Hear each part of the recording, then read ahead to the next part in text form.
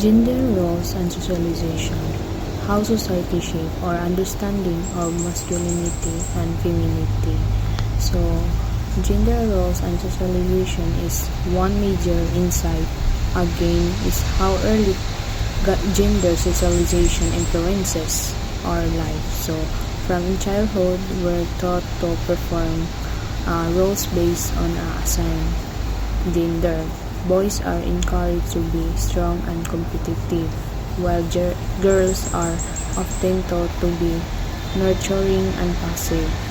They shape how we see ourselves and what society expects of us, often limiting opportunities and potential.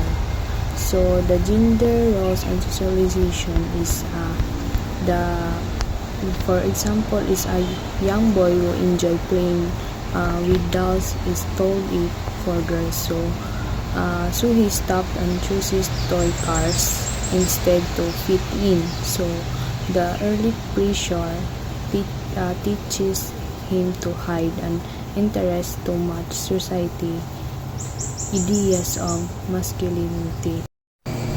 Stereotypes and gender norms. So fixed ideas that influence how people should behave based on gender.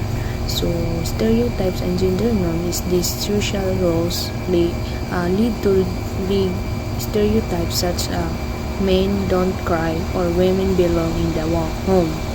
So these norms create inequality by encouraging people from experience seeing that themselves freely. So and in real life, I've seen classmates belled for not acting manly or ladylike, which shows how damaging this stereotype can be. Example, a boy in school is staged for joining the dance club because it's seen as only for girls. So this shows how gender norms can limit someone's interest and self-expression. So power relations and patriarchy. So how system of power privilege men and marginalize others. So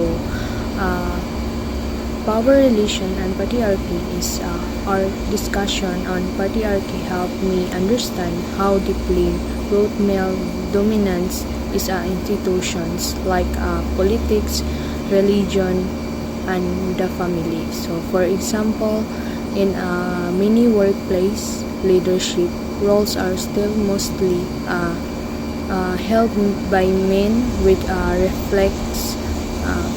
reflects the imbalance. So patriarchy sustains gender inequality by keeping power concentrate. So for example is the in a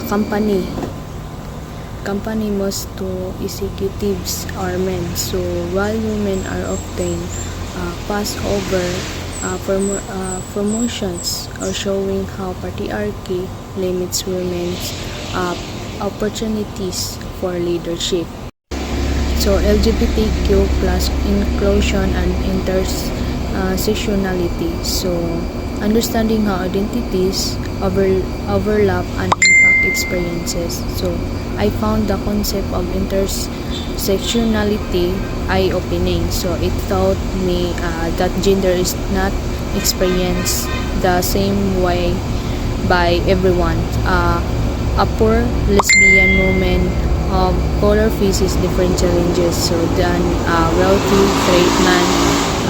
Through gender justice must address these overlapping identities and struggle. For example, a transgender woman from a low income, so community struggles to find a job due to both her gender identify and economic status, so showing how multiple forms of discrimination can overlap.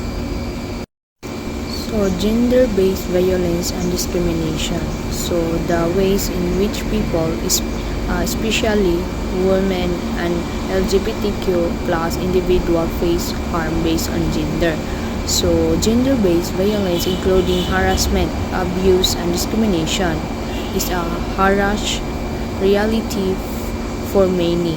So the Safe Spaces Act in the Philippines is a step forward, but implementation is still a challenge. So we must create a system where survivors are protected and violators are held accountable. So for example is a lesbian student is mocked and harassed at school for her appearance. So but teachers ignore it, showing how to gender-based discrimination is often overlooked. So the last is gender equality and empowerment. So the movement toward fairness and the right self-determination.